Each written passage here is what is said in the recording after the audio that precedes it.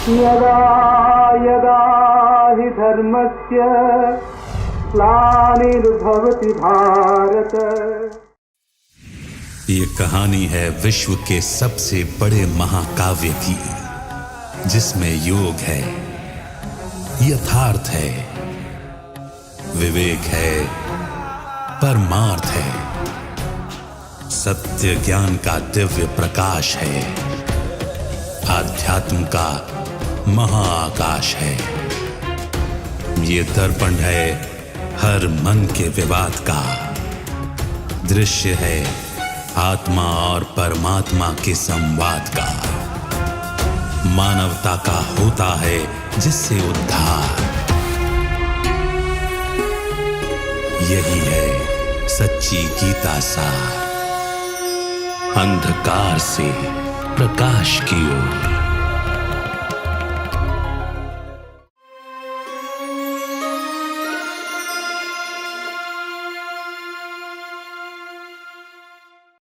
नमस्कार।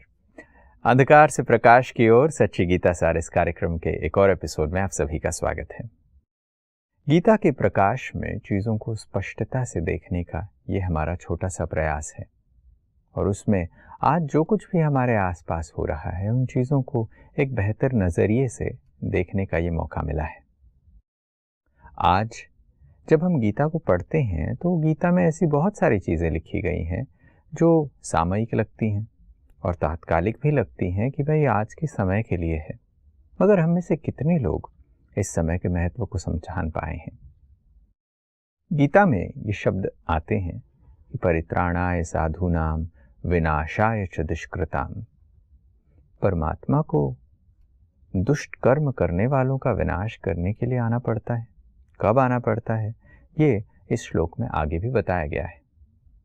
वास्तविकता में ये काम होता कैसे है, भगवान इस काम को कैसे करते हैं, कराते हैं, इस चीज़ को समझने का आज हम प्रयास करते हैं। आज हमारे साथ स्टूडियो में बातचीत के लिए ब्रह्मा कुमार ब्रजमोहन भाई हैं। भाई साहब, आपका स्वागत है। ओम शांति। गीता के 4 अध्याय का 8वां श्लोक ये बात कहता है कि भगवान दुष्कर्म करने वालों को, जो दुष्ट हैं, उनका विनाश करने के लिए युगे युगे आते हैं।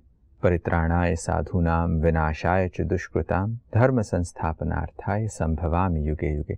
इस श्लोक को लोग बहुत बार सुनते आए हैं, मगर कौन दुष्ट हैं, किनका विनाश करने आएंगे, क्या हर युग में आएंगे, कैसे विनाश करेंगे, इस पर चिंतन नहीं चलता। बात यह है कि भगवान ने प्रैक्टिकली ये परिवर्तन कराया, और ये सबकी समझ में आता है कि जब दुनिया के अंदर पाप करने वाले बढ़ जाते हैं, उनकी लगभग मेजॉरिटी हो जाती है, या यूँ कहें कि लगभग सभी ही पाप कर्म करने लगते हैं, तो उसका परिणाम दुख होता है, हिंसा होती है, अपराध होता है। तो वो उस समय परमात्मा कहते हैं कि मैं इसका अंत करता हूँ, क्योंकि परमात्मा ही इसका अंत करवा सकते हैं। कर्मों की गति के अनुसार हर आत्मा पुनर्जन्म लेती रहती है। तो यदि ऐसे दुष्कर्म करने वाले शरीर छोड़ेंगे तो पुनर्जन्म ले लेंगे, और वही दुष्कर्म फिर अगले जन्म में करना शुरू कर देंगे। तो इसका अंत कैसे होगा? दुष्कर्मी मुक्ति को पा नहीं सकते, उनके कर्म ही ऐसे हैं, और दुनिया के अंदर वो पाप फैलाते रहते हैं, दुख फैलाते रहते हैं, अशांति फैलाते रहते हैं। आज की ही परिस्थिति को देख लें। आज के विश्व में जिसमें हम जी रहे हैं, ये श्लोक कितना फिट बैठता है। कोई ज़माना था, हम जानते हैं कि अशांति, दुख था ही नहीं, हिंसा था ही नहीं, और आज उसका बिल्कुल उलट है। अगर यही दुनिया चलती रहे तो क्या होगा? अति तो हो चुकी है लगभग, इससे ज़्यादा क्या होगा? त्राही माम लोग कर रहे हैं। जो जुल्म करने वाले हैं, अत्याचार करने वाले हैं, दुराचार, भ्रष्टाचार, जो भी कहें, वो इस दुनिया में सब जगह पाए जाते हैं। तो ऐसे समय पर ये जो भगवान ने कहा है कि मैं आकर के उनका विनाश करवाता हूँ, ये एक बड़ी महत्वपूर्ण बात है। कैसे करवाते हैं? वो समय कौन सा होता है, क्योंकि उसके बिना तो नई दुनिया आ ही नहीं सकती। फिर एक और भी बात है कि विनाश का अर्थ क्या लिया जाता है। तो ये जो लिखा हुआ है इसका अर्थ लोग ये ले लेते हैं कि महाविनाश हो गया, प्रलय हो गई, सब जलमय हो गया, यानी पुरानी दुनिया खत्म तो हुई लेकिन एक भी मनुष्य जीव प्राणी उसमें बचा ही नहीं। क्या इसका ये अर्थ है? क्योंकि भगवान ने दो बातें कही हुई हैं, साथ साथ कही हुई हैं कि मैं विनाश किस लिए करवाता हूँ। इसलिए नहीं कि दुनिया खत्म ही हो जाए, लेकिन मैं नई दुनिया जो स्थापित कर रहा हूँ, अच्छी तरह से स्थापित कर रहा हूँ, वो आगे चले, उसके लिए ये विनाश आवश्यक है, दुष्टों का विनाश। क्योंकि अंधेरा और रोशनी, अज्ञान और ज्ञान, दुष्ट और दयालु इकट्ठे नहीं रह सकते। गीता के तीसरे अध्याय में 10वां और 11वां श्लोक आता है और इस श्लोक में ये कहा जाता है कि भगवान कहते हैं कि कल्प की आदि में ब्रह्मा के द्वारा यज्ञ रचता हूँ जिससे देवता उन्नत हुए, ये बात कही जाती है। देवताओं की उन्नत होने की बात कही जाती है कि भाई कल्प की आदि में शुरुआत करने की बात हो रही है। तो फिर विनाश की बात आती क्यों है? ऐसी क्या परिस्थितियां आन पड़ती हैं कि विनाश करने की जरूरत पड़ती है? ये तो भगवान ने गीता में भी कहा है और हम समझ भी सकते हैं कि सृष्टि चक्कर जो है ये शाश्वत है, ये चलता ही रहता है, चलता ही रहता है, चलता ही रहता है, परंपरागत है। अब जब ये चक्र शाश्वत है और इसके अंदर परमात्मा कहते हैं कल्प की आद, तो शाश्वत में आद कैसे हुई?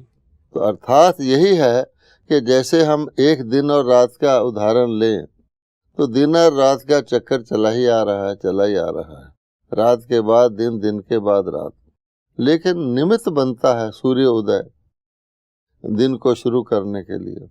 सूर्य को प्रकाश भी कहते हैं, लोग ज्ञान को भी प्रकाश मानते हैं। हमारा ये कार्यक्रम ही अंधकार से प्रकाश की ओर का है और हम प्रार्थना करते आए हैं, हे भगवान हमें अंधकार से प्रकाश की ओर ले चलो। तो ये समझा जाए कि कल्प का आद का अर्थ है कि जिस कार्य के लिए परमात्मा आते हैं, कि जब घोर अंधकार हो जाता है मैं आकर के सत्य धर्म की पुनः स्थापना करता हूँ। तो वो कैसे करते हैं वो इस श्लोक अध्याय 3 में वर्णित है कि परमात्मा ब्रह्मा जी के द्वारा ज्ञान यज्ञ स्थापित करते हैं, क्योंकि वो निराकार हैं। तो निराकार ब्रह्मा जी के साकार माध्यम के द्वारा ज्ञान यज्ञ स्थापित करते हैं और प्रसिद्ध है कि ब्रह्मा जी के मुख से ब्राह्मण निकले थे, अर्थात जिन्होंने ज्ञान सुना, स्थापित करते हैं। तो ये एक साइड हो गई। अब आप एक अज्ञान से भरपूर दुनिया में जहाँ हर प्रकार का पापाचार है उसमें आप एक अंकुरित कर देते हैं। जैसे कोई जंगल में नर्सरी लगा दे नए पुष्पों की, आने वाले सीजन के पुष्पों की, देवताओं को भगवान रच दे और वो उन्नति को पा रहे हों, तो उससे काम तो नहीं चलता, क्योंकि बाकी दुनिया में तो जंगल है, बाकी दुनिया में तो अंधकार है। तो उस अंधकार को भी तो समाप्त करना आवश्यक है। इसलिए भगवान के 3 कर्तव्य बताए जाते हैं। अन्य जितने भी पिता हैं या क्रिएटर जिसको हम कहते हैं, उनके 2 कर्तव्य होते हैं। वो रचना कर सकते हैं और जिस चीज़ को रचना करते हैं उसकी पालना कर सकते हैं। बस आप इतिहास को देख लें, सृष्टि को वृक्ष से तुलना की गई है। वृक्ष बीज से उत्पन्न होता है और उससे तना निकलता है, यहाँ तक ही बीज करता है। उसके बाद उस तना में से बड़े बड़े शाखाएं निकलती हैं, वो भी तना शाखाओं को क्रिएट करता है, शाखाओं से उपशाखाएं निकलती हैं, यानी स्थापना और पालना का कार्य चलता रहता है। और उसका परिणाम क्या होता है कि जो विस्तार होता है उसके अंदर से सार निकल जाता है। वो जो सार निकल जाता है, जैसे व्यक्ति का शरीर ही ले लीजिए, छोटा सा बच्चा होता है, फिर वो अपनी पूर्ण वृद्धि को पाता है। एक दिन ऐसा आता है कि उसका शरीर काम नहीं करता, वृक्ष लगता है, फल फूल देता है, एक दिन वो सूख जाता है। तो जब ये सारी दुनिया सूखी हुई हो जाती है, कांटों का जंगल बन जाती है, उसके विनाश की भी तो आवश्यकता है। तो भगवान ने ये मेंशन किया है कि मैं एक तरफ ब्रह्मा जी के द्वारा स्थापना करता हूँ, लेकिन उस स्थापित की हुई नई जो वैल्यू मूल्यों पर आधारित विश्व है उसको आगे भी तो चलना है। तो उसको चलाने के लिए अगर सिंपल उदाहरण ले, आप कोई पौधा लगाते हैं, अच्छा पौधा तो अच्छा ही लगाते हैं, बिल्कुल, उसके आसपास ऑटोमेटिकली घास उगना शुरू हो जाता है, जिसको वीडिंग कहते हैं। अगर आप पौधे के साथ का घास नहीं उतारेंगे तो जो भी पौधे का पोषण है उसके लिए जो भी आप जल आदि आदि चीज़ें उसके इंग्रेडिएंट प्रोवाइड, उससे तो घास फूस उगाएगा, पौधा तो दब जाएगा। तो पहला काम क्या किया जाता है, आसपास से घास फूस लगातार साफ करते रहते हैं। तो यही प्रोसेस है। भगवान कहते हैं एक तरफ मैं स्थापना करता हूँ, लेकिन स्थापना स्थापित रहे और आगे बढ़ के उसकी पालना हो, उसके लिए मुझे पुराने दुष्कृति करने वालों का विनाश करवाना पड़ता है। यानी ये तो बात बताई गई है गीता में कि जो देवता उत्पन्न हुए उसे दैवी संपदा कहा गया, उसके लक्षण बताए गए कि वो कैसे लोग हैं, इतने अच्छे लोग हैं, और उनके साथ साथ बुरे लोग या तमोगुणी लोग जो हैं, जो बुरा कर्म या दुष्कृताम करने वाले हैं, दुष्ट कर्म करने वाले, वो एक साथ नहीं एग्जिस्ट कर सकते। हाँ, क्योंकि एक तो वो मेजॉरिटी में है ना। आपने किसी रेगिस्तान में, डेजर्ट एरिया में गुलाब उगाना हो तो इतना आसान नहीं है। आपको उसको बहुत प्रोटेक्शन देना पड़ेगा, गुलाब के अनुकूल वायुमंडल बनाना पड़ेगा, परिस्थितियाँ, और आप किसी ऐसे भारी स्थान पे गुलाब का बीज फेंक देंगे, उग जाएगा। इसलिए भगवान कहते हैं कि बहुत बड़ा कार्य है जो मैंने फूलों का बगीचा बनाया था। सब लोग कहते हैं परमात्मा ने गार्डन ऑफ अल्लाह बनाया है ना, अर्थात फूलों का बगीचा बनाया। वो कोई पुष्प तो नहीं लगाए होंगे, चैतन्य आत्माओं को गुणवान बनाया, देवी बनाया, तो गुण ही खुशबूदार फूल होते हैं। व्यक्ति गुणवान व्यक्ति के समीप जाने को व्यक्ति की इच्छा करती है, वहाँ से उसको प्रेम मिलेगा, शांति मिलेगी, शक्ति मिलेगी, संतोष मिलेगा। तो वो आज गायब है। इसलिए भगवान कहते हैं कि मैं तो स्थापना का कार्य करता हूँ, वो मुझे ही करना है, लेकिन जो विनाश का कार्य है, तो आप देखेंगे जंगल जब बिल्कुल सूख जाता है तो उसमें आग अपने आप नहीं लग जाती है। जंगल की आग प्रसिद्ध है, अपने आप ही वो फ्रिक्शन से वो जो है सारा जंगल सूखा हुआ जल जाता है। सूखी लकड़ी को बस आंच दिखाने की आवश्यकता है। तो भगवान कहते हैं ज्ञान के द्वारा मैं अज्ञान का विनाश, अवगुणों का विनाश तो ज्ञान के द्वारा करवाता हूँ। क्योंकि लोग कह सकते हैं सूर्य निकलेगा पे अंधेरा दूर हो जाएगा, वो तो कार्य हो जाता है, लेकिन ये जो स्थूल जंगल है दुनिया, वो अपने आप ही विनष्ट होती है। ये सोचने की बात है कि भगवत गीता के साथ फिर महाभारत उसके बाद क्यों दिखाया गया।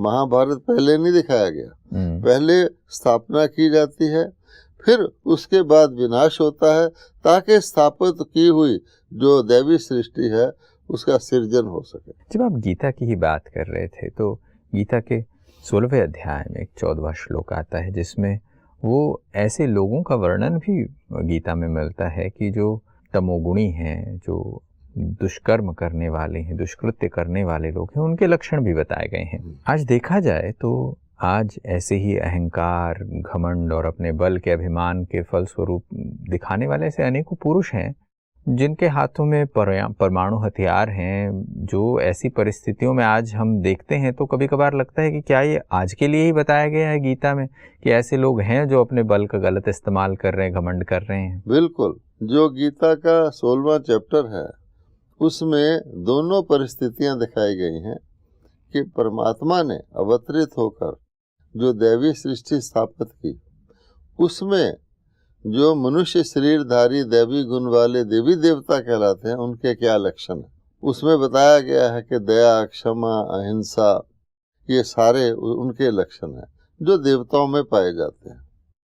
और फिर वो सृष्टि जो भगवान ने स्थापित की थी, भगवान ने कहा है कि मैं स्थापित करके जा रहा हूँ, लेकिन शनैः शनैः वो जो गुण हैं वो धीरे धीरे गिरती कला में आते वो एक दिन खत्म हो जाएंगे, मैं फिर आऊँगा।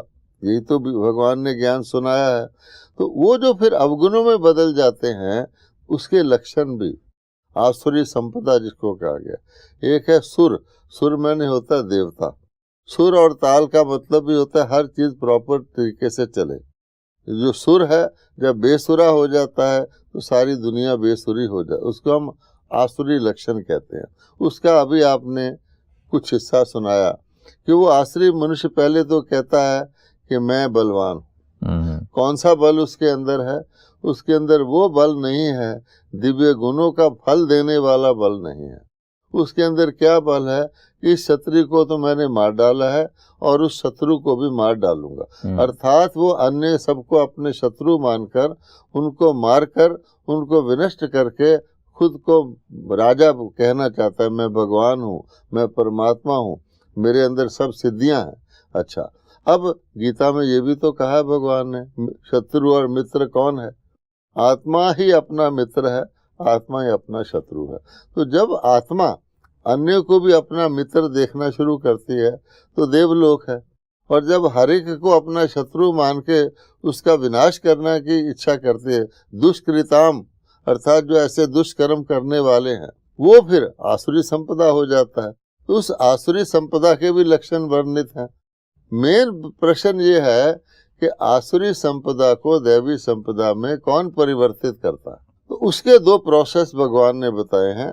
एक और मैं ज्ञान यज्ञ रच के ब्रह्मा जी के द्वारा दैवी संपदा का सृजन करता हूँ, रचना करता हूँ, और दूसरी ओर ये दुष्ट जो कृत करने वाले हैं उसका मैं विनाश नहीं कराता।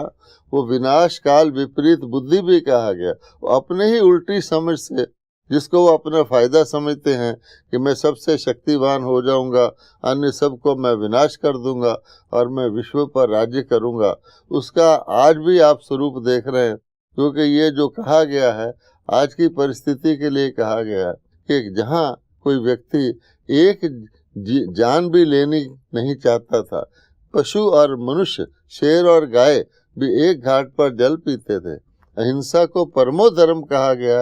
आज आप क्या देख रहे हैं? आज जो परमाणु शस्त्रों लोगों के भिन्न भिन्न ऐसे आसुरी संपदा के पास है, उसके आधार पर वो क्या समझते हैं?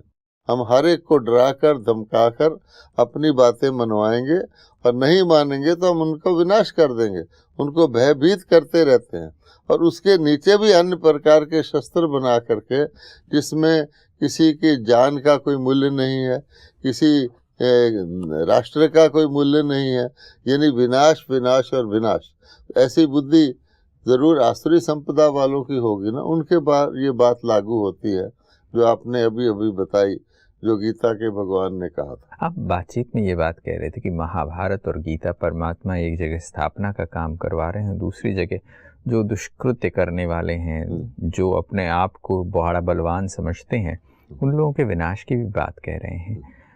जब हम अपने आसपास ऐसी आज परिस्थितियां देखते हैं तो हमें से कोई शांति की बात नहीं कर रहा है। हर कोई अपने आप को ज़्यादा कह रहा है कि मैं उन पे प्रेशर्स डालूंगा, ये करूंगा, कैसे न कैसे मैं अपनी बात मनवाऊंगा।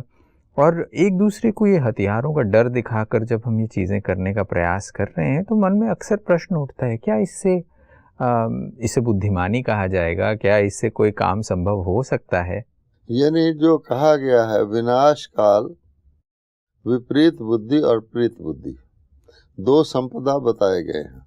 और बिल्कुल जो गीता के 16वां अध्याय में है कि दैवी संपदा विनाश काल प्रीत बुद्धि है, वो प्रेम का मार्ग, सहयोग का मार्ग, क्षमा का, दया का, मानवता का, दिव्यता का मार्ग है, जो भगवान आके स्मृति दिलवाते हैं कि तुम तो श्रेष्ठ शुद्ध आत्मा, मेरी संतान, मैं परमात्मा दया का सागर, प्रेम का सागर, शांति का सागर, क्षमा का सागर, सहनशीलता का सागर गाया गया हूँ, तुम मेरी वो संतान हो। तो जो प्रीत बुद्धि हैं, जो परमात्मा की आवाज़ सुनते हैं, जो गीता ज्ञान को धारण करते हैं ब्रह्मा मुख के द्वारा, वो तो अपने गुणों को दोबारा से जीवन में लाते हैं। अब भगवान ने गीता में दो ही बात बताई हैं, एक तो ज्ञान, ज्ञान कौन सा जिसको हम भूल गए हैं कि तुम देवता थे, तुम शुद्ध थे, तुम पवित्र थे, पवित्रता सुख शांति की जननी है। और दूसरा योग कि तुमको उस स्थिति पर पहुंचने के लिए जो मनोबल चाहिए, जो आत्मिक शक्ति चाहिए, वो भगवान कहता है कि मेरे साथ योग लगाओ, देह और देह के संबंधों को छोड़कर अपने को आत्मा समझो, तो मैं तुम्हें पापों से भी मुक्त करूंगा, दैवी गुणों से भरपूर करूंगा। एक तो वो संपदा है, और दूसरा विनाश काल विपरीत बुद्धि, जो समझते हैं कि शांति जो है वो शमशान घाट की शांति, मृत्यु लोक की शांति, इसको कहा गया मृत्यु लोक। तो अमर लोक में ऐसे आत्माएं हैं जो भगवान बनाता है, अपने को आत्मा समझते हैं, शाश्वत समझते हैं, अविनाशी समझते हैं, और वही ऐसे हैं जो मृत्यु लोक, जिनको के इस दुनिया को भस्मभूत करने के लिए भी तैयार हैं शांति के लिए। इसको कहा जाता है peace of the graveyard. तो आज की परिस्थिति में जो ये परमाणु शस्त्र बना रहे हैं और बड़े खुश होते हैं, पूरे का पूरा राष्ट्र उनका एक नए प्रकार का परमाणु शस्त्र बनाए या अनुसंधान करें और उस शस्त्र को और शक्तिशाली बनाए, जो शत्रु के घर के कमरे के अंदर जाके उसको विनष्ट कर दे। तो जिसने बनाया है वो सारे राष्ट्र खुशी की लहर में दौड़ जाता है कि वाह, हम कितने शक्तिशाली हो गए। अब ये कोई लड्डू तो नहीं बना रहे हैं देखा जाए तो, है ना। और वो फिर दूसरा जो है वो कहता है अच्छा, वो भी आसुरी संपदा वाले के, अच्छा तुमने ये बनाया है, मैं तुमसे भी बेहतर बनाऊंगा। और करते करते दुनिया को ये दिखाते हुए कि इन शस्त्रों के द्वारा शांति रहेगी। देखो, हम किसी को भी डरा करके उसको मजबूर कर सकते हैं अपनी बात मनवाने के लिए।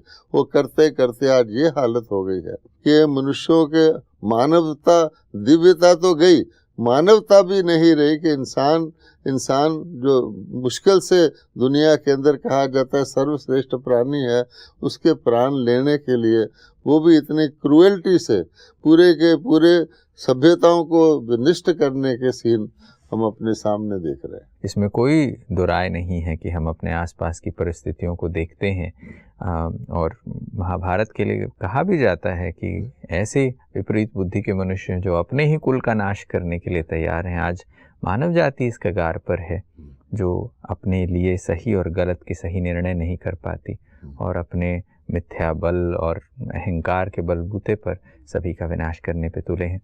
समय आज इतनी इजाज़त देता है, मगर बहुत ही खूबसूरत चर्चा आज हमने की है, और मैं समझता हूँ ये तात्कालिक समय के हिसाब से और आजकल की परिस्थितियों को जो देखते हैं वो गीता इसका स्पष्टीकरण हमें देती है। अगले एपिसोड में कुछ और विषयों के साथ चर्चा को जारी रखेंगे। आज आप स्टूडियो में आए, समय निकाला, इसके लिए बहुत बहुत धन्यवाद आपका। नमस्कार। ओम शांति। दोस्तों, अंधकार से प्रकाश की ओर सच्ची गीता सार में गीता उस प्रकाश को दे रही है जो आज के परिस्थितियों के लिए आवश्यक है। परमात्मा आकर काम करते हैं। ये गीता बताती है कि विनाशाय च दुष्कृताम। जब परमात्मा के इस कर्तव्य को गीता इतनी स्पष्टता से बताती है तो हम ये क्यों बात को समझते नहीं हैं कि परमात्मा ये कार्य कैसे करते हैं। आज हम विश्व में देखते हैं कि दिनों दिन आसुरी संपदा के लक्षण बढ़ते जा रहे हैं। लोगों के अंदर दुष्टता और बढ़ती जा रही है। व्यक्ति अभिमानी होते जा रहे हैं, अपने आप को बलवान समझते हैं, ये जानते हुए भी कि उनके हाथ में विनाशकारी हथियार हैं। हम इसे शक्ति का प्रदर्शन समझते हैं। ऐसे में क्या गीता का संदेश स्पष्ट नहीं है? क्या परमात्मा फिर से ऐसे समय पर विनाश के साथ साथ पुनर्स्थापना का कार्य नहीं करवाएंगे? ये आपके चिंतन के लिए है। आज के एपिसोड में बस इतना ही। अगले एपिसोड में फिर मिलेंगे। तब तक के लिए नमस्कार।